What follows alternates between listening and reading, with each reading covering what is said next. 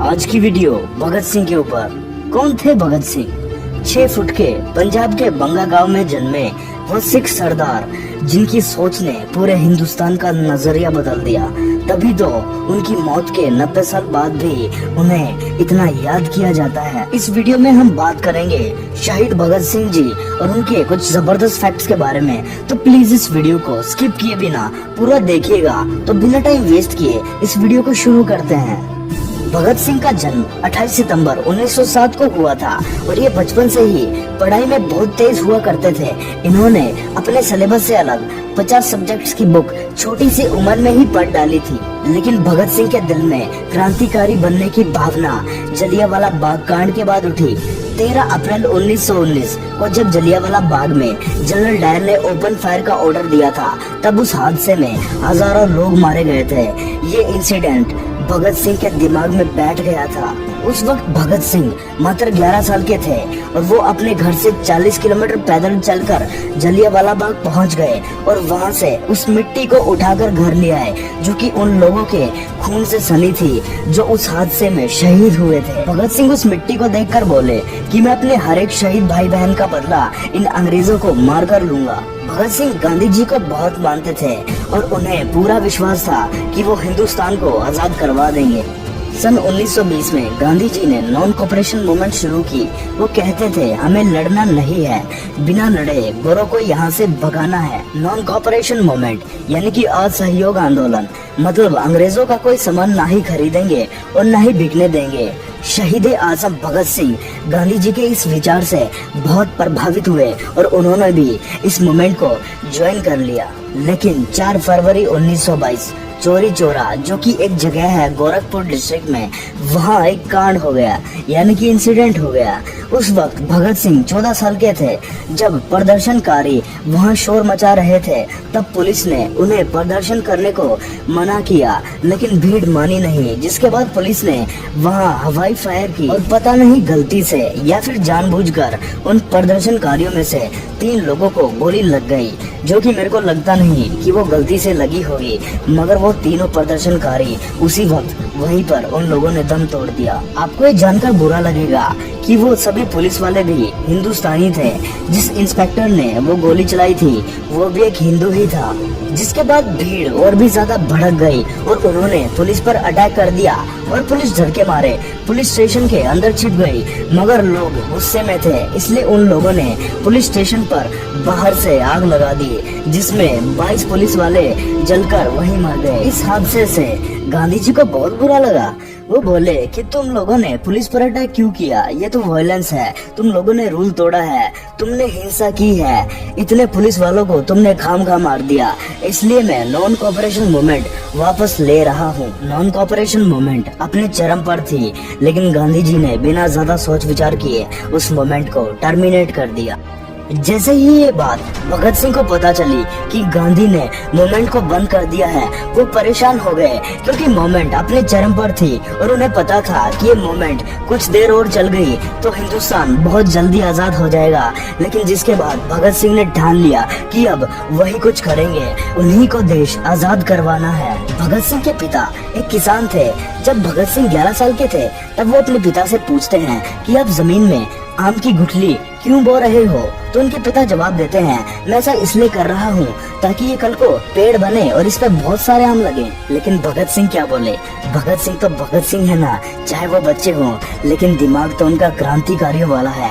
भगत सिंह बोले तो ठीक है, मैं भी एक बंदूक बो दूंगा ताकि वो बड़ा होकर पेड़ बने और उस पे बहुत सारी बंदूक होंगे, जिससे मैं अंग्रेजों को मारकर भगाऊंगा। है तो एक छोटा सा बच्चा, लेकिन दिमाग देखना किस लेवल का है। बचपन से ही क्रांति और हर जगह आजादी, बस आजादी चाहिए हमें। शहीद आजम भगत सिंह ने कहा था कि वो मुझे मार सकते हैं पर मेरे विचारों को नहीं, वो मेरा शरीर मिटा सकते हैं मगर मेरी आत्मा को नहीं। उनकी ये बात सभी क्रांतिकारियों को प्रभावित कर गई। जब भगत सिंह खाली होते थे तब वो किताब पढ़ते थे। जब वो कॉलेज में थे उस वक्त वो 300 किताबें पढ़ बैठे और बहुत सारा ज्ञान उन्होंने इकट्ठा कर लिया।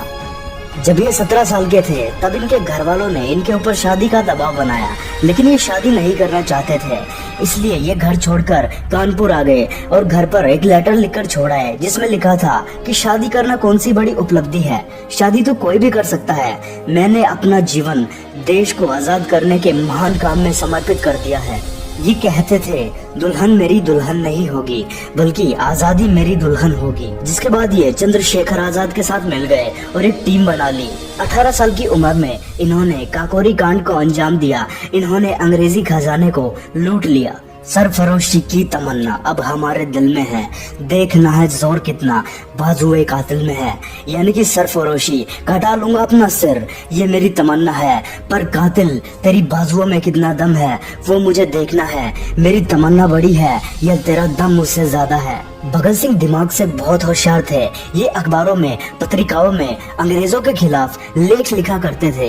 एक दिन ये ऐसे ही पर्चे दशहरे के दिन भीड़ में बांट रहे थे ताकि लोग इनसे ज्यादा से ज्यादा जुड़े। लेकिन पुलिस वालों ने इन्हें देख लिया और वो लोग इनके पीछे पड़ गए और भगत सिंह ने उन लोगों के ऊपर एक बम फेंक दिया और वहाँ से बच निकले। जिसके बाद भगत सिंह मोस्ट वांटेड हो गए। एक दिन वो ऐसे ही पर्चे बांट रहे थे कि वो पकड़े गए। सरकार को पता था कि इसको छोड़ना नहीं है, लेकिन जब बेल की बात की गई तो उनसे 60,000 रुपए मांग लिए। उस टाइम पर 60,000 रुपए देकर भगत सिंह को जेल से छुड़वाया गया। आज से 90 साल पहले 60,000 रुपए की क्या कीमत रही होगी, आप अंदाजा लगा सकते हैं। कितने ही खेत बेचे होंगे भगत सिंह को छुड़वाने के लिए। जेम्स स्कॉट, जिसकी वजह से लाला लाजपत राय की मौत हो गई थी, उसको मारने का प्लान भगत सिंह, राजगुरु, जयगोपाल और चंद्रशेखर आजाद ने मिलकर बनाया। पुलिस स्टेशन के सामने इन लोगों ने अपनी अपनी जगह ले ली और प्लान ये था कि जैसे ही स्कॉट बाहर आएगा उसे गोली मार देंगे। इस मिशन में सक्सेसफुल हुए, लेकिन जिसको इन्होंने गोली मारी वो लेफ्टिनेंट जेम्स स्कॉट नहीं बल्कि डीएसपी सॉन्डर्स। सॉन्डर्स के मरते ही पुलिस थानेदार उन्हें पकड़ने के लिए उनके पीछे भागा। वो भी एक हिंदू था। चंद्रशेखर आजाद बोले मैं तुम्हें मारना नहीं चाहता क्योंकि तुम एक हिंदुस्तानी हो, लेकिन वो पुलिस वाला नहीं माना, इसलिए चंद्रशेखर आजाद ने उसे भी गोली मार दी। गोली मारकर ये लोग वहाँ से भाग निकले। डीएवी कॉलेज में इनकी बहुत चलती थी। ये लोग उस बिल्डिंग में छुपते छुपाते वहाँ से निकले। भगत सिंह ने अगले दिन क्या किया, इन्होंने पूरे लाहौर में पर्चे चिपका दिए जिस पे लिखा था हमने लाला लाजपत राय की मौत का बदला सैंडर्स को मारकर ले लिया है। ये बातें पढ़कर ब्रिटिश सरकार का दिमाग हिल गया। उन्होंने लाहौर में कड़ा पहरा लगवा दिया। इन्होंने हर जगह सिक्योरिटी टाइट कर दी। भगत सिंह और साथियों ने मिलकर लाहौर से भागने का प्लान बनाया। उस समय भगवती चरण बोरा की पत्नी दुर्गा भाभी से इन्होंने मदद मांगी और भगत सिंह ने उनको उनकी पत्नी का रोल निभाने के लिए मना लिया। भगत सिंह ने अपने बाल और दाढ़ी मूछें काट ली, एक हैट पहन ली और सूट बूट पहन लिया। दुर्गा भाभी को अपनी पत्नी बनाकर और राजगुरु को अपना नौकर बनाकर फर्स्ट क्लास कोच में बैठकर वहां से रवाना हो गए और अंग्रेजों को पता भी नहीं लगा। वो उन्हें ढूंढते रह गए लेकिन उनको पकड़ नहीं पाए। इस सब के बाद इन्होंने काफी तैयारी की। बटुकेश्वर दत्त जो बॉम्ब बनाने में एक्सपर्ट थे, उनकी मदद से भगत सिंह ने ऐसा बॉम्ब बनवाया जो धमाका करे मगर किसी को चोट ना पहुंचाए। भगत सिंह वो लो इंटेंसिटी का बॉम्ब लेकर सेंट्रल असेंबली में पहुंच गए और वो बॉम्ब एक खाली जगह पर फेंक दिया। जिसके बाद उन्होंने वहां कई सारे पर्चे फेंके जिस पर लिखा था बहरों को सुनाने के लिए धमाका जरूरी है। वहां हर जगह धुआं था। भगत सिंह चाहते तो वहां से भाग सकते थे मगर उन्होंने ऐसा नहीं किया। वो वहीं चिल्लाने लगे इनकलाब जिंदाबाद, इनकलाब जिंदाबाद। जिसके बाद ब्रिटिशर्स ने उन्हें पकड़ लिया। जिसके बाद जेल के अंदर भी भगत सिंह ने आंदोलन किए। उन्होंने आमरण अनशन किया जिससे अंग्रेज घबरा गए। भगत सिंह जेल में भूखे प्यासे रहते थे और एक ही नारा लगाते थे इनकलाब जिंदाबाद। भगत सिंह कहते थे मेरे सीने में जो जख्म है वो तो फूल के गुच्छे हैं, मेरे सीने में जो जख्म है वो फूल के गुच्छे हैं। हमें पागल ही रहने दो, हम पागल ही अच्छे हैं। 24 मार्च 1931 को इनकी फांसी की सजा तय हुई, लेकिन इन्हें उससे 11 घंटे पहले 23 मार्च 1931 की शाम को फांसी की सजा दे दी गई, जो कि नियमों के विरुद्ध। अंग्रेजों को डर था कि 24 तारीख को यहाँ बहुत बड़े दंगे होंगे, भीड़ इनके ऊपर चढ़ेगी और शायद ये मर भी सकते हैं, इसलिए उन्होंने डर के मारे इनको 11 घंटे पहले ही फांसी दे दी। हिस्ट्री ये बताती है कि जब भगत सिंह से उनकी आखिरी ख्वाहिश पूछी गई तो उन्होंने कहा कि मैं लेनिन की बायोग्राफी पढ़ना चाहता हूँ। जब भी किसी को फांसी की सजा सुनाई जाती है तो घबराहट के कारण उस इंसान का वजन कम हो जाता है, उसके होश उड़ जाते हैं। लेकिन शहीद भगत सिंह जी के केस में ऐसा कुछ नहीं हुआ। अंग्रेज भी हैरान थे कि ये कैसा इंसान है, ये फांसी, इसको मौत की सजा हुई है, लेकिन ये डर नहीं रहा। अपनी आखिरी ख्वाहिश भी इसकी ये है कि मैं बुक पढूं, और ये हंसते हंसते शहीद हो गए। जब उनको फांसी दी जा रही थी तब उन्होंने कहा कि 1 मिनट, मैं लेनिन की बायोग्राफी के आखिरी पेज पर हूँ और मैं इसे पूरा पढ़ना चाहता हूँ। और हंसते हंसते उन्होंने इनकलाब जिंदाबाद का नारा लगाया और फांसी पर झूल गए। इतने निडर, साहसी, होशियार और जोशीले थे भगत सिंह। मुझे गर्व है शहीद भगत सिंह जी और उस मिट्टी के ऊपर जहां भगत सिंह जैसे वीरों ने जन्म लिया है। तो बस आज की वीडियो में इतना ही। आगे का काम आपका है। मैं ये नहीं कहूँगा कि इस वीडियो को लाइक करो, पर मैं ये जरूर कहूँगा कि इस वीडियो को जंगल की आग की तरह फैला दो, ताकि हर हिंदुस्तानी को ये पता लगे कि भगत सिंह किस तोप का नाम था।